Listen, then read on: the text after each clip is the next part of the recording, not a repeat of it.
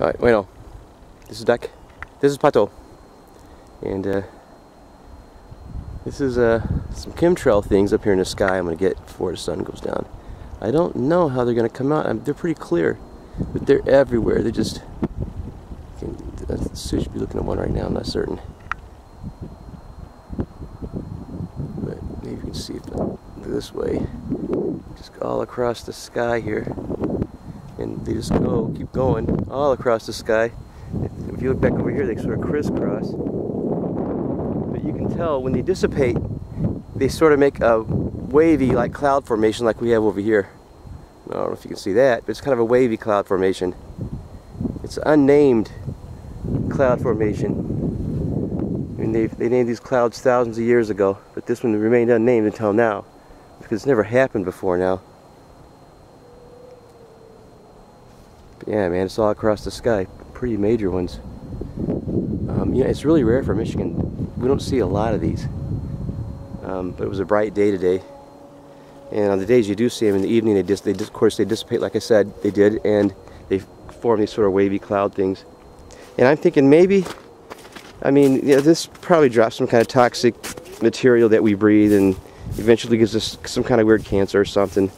And but maybe they're trying to, instead of reflect rays from the sun back in outer space to cool the planet or whatever the hell they're doing, maybe it's that they don't want us to see something. Maybe there's something out there, and if they can just make the world misty enough in areas where this event may be viewed with the naked eye, or a small like telescope or binoculars, they can make it just misty enough where you couldn't see it.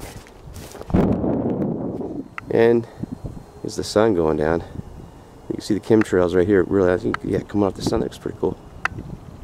They're going in that direction. Maybe they just want to make it misty enough where you can't see something out there. It's out there lurking. I did want to say something about the Middle East, since that area is so dear to my heart. I did predict how basically the countries that are beginning to fall, some of them I didn't really care about, like Libya, Morocco, you know, those countries. Well, you know, Libya is not really propped up by the U.S. government. Morocco is, because they are on one side of the Straits of Gibraltar there. But we also have Spain that is pretty much all Muslim now. And so these countries that are directly in contact with a lot of these major shipping gates, we call them, they are probably going to fall rather quickly, and the other ones are going to be like dominoes. The whole region will go. Maybe it'll just become so unstable that they'll be easily united. Like I said, the tribal conflicts will have to end. But if everybody's having conflict, they can be united under one common cause, which would ultimately be the Muslim religion. So, and whether it's one Shiite or Sunni, they're going to get over that, and they're just going to call it their religion. And now, the Iranians have sent a couple ships. I don't know what kind of ships, but they are supposed to go through the Suez Canal, first time since 1979. And they'll end up in the Mediterranean. Now, I heard a couple of reports from the Suez Canal is that they've been on strike. There's been they're still striking over there, still rioting. There's no news coming from that area. That it's really difficult to find.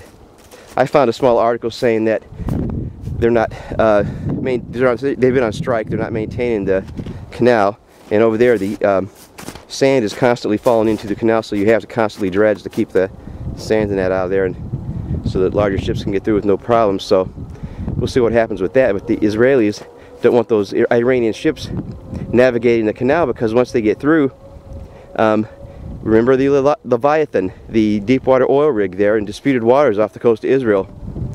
You know, Iran is backing Hezbollah, who is in charge of Lebanon, and they also are they're pretty much in charge of the Palestinians also. So both the Palestinians and the Lebanon are saying that they want to claim some type of ownership to that oil rig that's going to produce a lot of oil, a lot of natural gas, one of the biggest oil reserves and natural gas reserves ever discovered on Earth. And they want a piece of that. Now, the thing with the Iranian Navy is that now they're in striking distance. Once they get through that canal, they're in easy striking distance. A cruise missile off the ship can go right to that Leviathan and just whack the hell out of it. So I believe that's what Israel will be afraid of. And if these ships won't do it, and they start getting free passage through there, who's to say one won't eventually do it? Okay, that's all I had. My comments on the Middle East and the chemtrails all over the place. Stuck out.